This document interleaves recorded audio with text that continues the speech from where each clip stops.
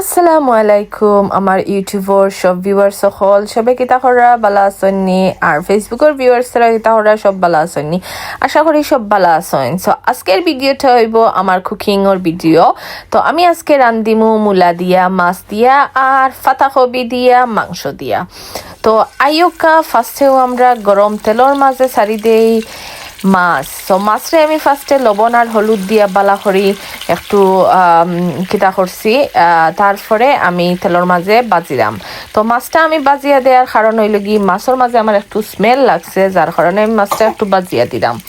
তো ফার্স্টে আমি তেলের মাঝে একবার দিয়ে আমার মাছ আর একবার দিয়ে আমি তেলের মাঝে দিলাইলাম জিরা, ডালচিনি, এলাচি যেটা যেটা লাগে, তেজপাতা সবটা দিয়া আমি আমার মাংস রান্না স্টার্ট করে দিলাম। তো গরম মশলা দিলাইবা আপনারা সবে, গরম মশলা দিয়া বাদে বেশ করে পেঁয়াজ দিলাইবা। পেঁয়াজ দেয়া পরে পেঁয়াজ রে বালা করে লাড়াচাড়া করতে হইব। সবেও জানোই যে পেঁয়াজ দেয়া পরে যদি একটু লবণ দিলাইন পেঁয়াজের মাঝে, তাইলে পেঁয়াজটা ফটকরি গলি যায়। তো আমরা আইয়ুকা একটু লবণ দিলাইমু পেঁয়াজের মাঝে যাতে পেঁয়াজটা আমরা তাড়াতাড়ি গলি যায়।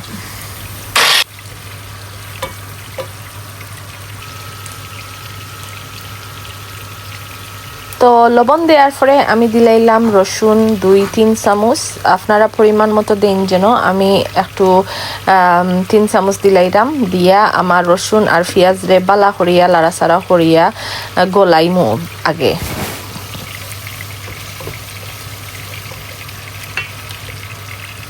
এখন সাইডটা নাই 2টা টমেটো কাটিয়ে রাখলাম, ও 2টা টমেটো দিলাইলাম পেঁয়াজের লগে দিয়া বেশি করে লাড়াচাড়া করমু। আর এবার দিয়ে আমার মাছ ভাজা ওইতেও আছে, আর এবার দিয়ে আমার পেঁয়াজ আর রসুন দিয়া যে বাগার দিলাম ওগুলোর। তো আমি একটু পানি দিলাইলাম, পানি দিয়া বালা করে লাড়াচাড়া করিয়া আপনারা গুড়িয়া দিলাইবা। তো আমার মাছ হয়ে গেছে, মাছরে আমি নামাই নিলাম, নামাইয়া রাখলাম। আর এবার দিয়ে দেখিছাই না আমার পেঁয়াজ আর রসুনতা দিয়া খিলা হয়েছে আমার মশলা। তো দেখলানি আমার মশলা আর আমার ফুয়া খান্দা তাকি হু করা তানোর পুরা খাসি হয়ে গেছে। ছোট বাচ্চা তো একটু সাবধানে রাখা লাগে। যাই হোক আমার বাচ্চার সামনে রাখিয়া ভয়েস রেকর্ড করলাম, তো তাই হু করা।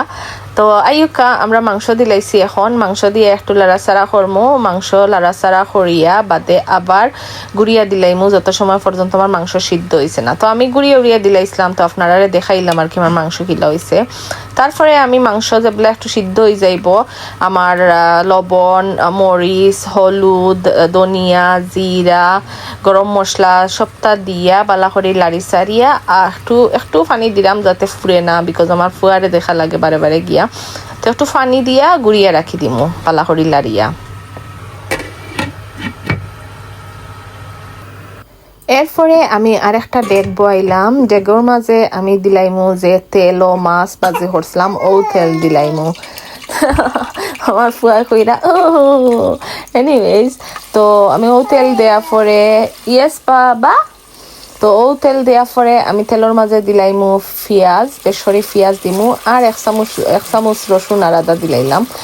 আদা না দিলেও পারেন, বাট আমি দিলাইছি কারণ আমার আদা রসুনের পেস্ট একলগে আছিল, দিলেও কোনো সমস্যা নাই। তো আমি তুরা 1 চামচ করিয়া দিলাইছি, দিয়া বেশি করে লাড়াচাড়া করিয়া লবণ দিলাইমু।